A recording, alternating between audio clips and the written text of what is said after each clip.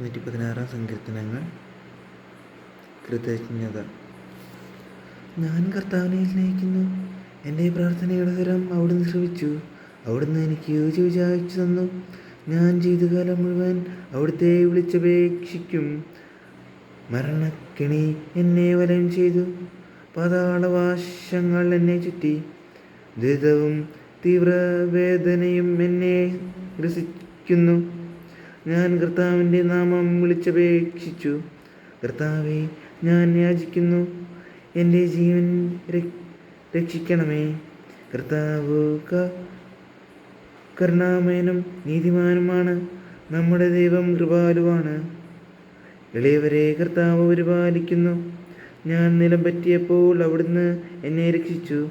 എൻ്റെ ആത്മാവേ, നീ ശാന്തിയിലേക്ക് മടങ്ങുക. കർത്താവ് നിന്റെ മേൽ അനുഗ്രഹം വർഷിച്ചിരിക്കുന്നു.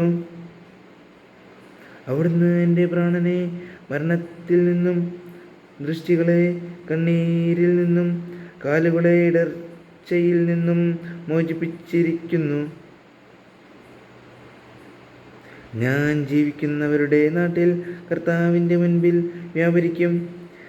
ഞാൻ കൊടിയ ദുരിതത്തിലകപ്പെട്ടു എന്ന് പറഞ്ഞപ്പോഴും ഞാൻ എൻ്റെ വിശ്വാസം കാത്തു സൂക്ഷിച്ചു.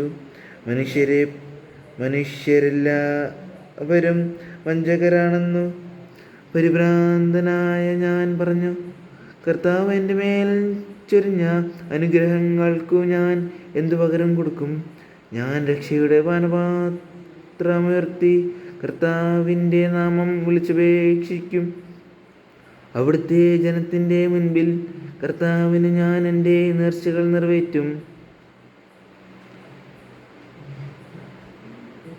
തൻ്റെ വിശുദ്ധരുടെ മരണം കർത്താവിന് അമൂല്യമാണ്. കർത്താവേ, ഞാൻ അവിടുത്തെ ദാസനാണ്, അവിടുത്തെ ദാസനും അവിടുത്തെ ദാസിയുടെ പുത്രനും തന്നെ. അവിടുന്ന് എൻ്റെ ബന്ധനങ്ങൾ തകർത്തു. ഞാൻ അങ്ങേക്ക് കൃതജ്ഞതാബലി അർപ്പിക്കും. ഞാൻ കർത്താവിൻ്റെ നാമം വിളിച്ചപേക്ഷിക്കും. അവിടുത്തെ ജനത്തിൻ്റെ മുൻപിൽ കർത്താവിന് ഞാൻ എൻ്റെ നേർച്ചകൾ നിറവേറ്റും. കർത്താവിൻ്റെ ആലയത്തിൻ്റെ അങ്കണത്തിൽ ജെറുസലേമേ, നിന്റെ മധ്യത്തിൽ തന്നെ കർത്താവിനെ സ്തുതിക്കുവിൻ.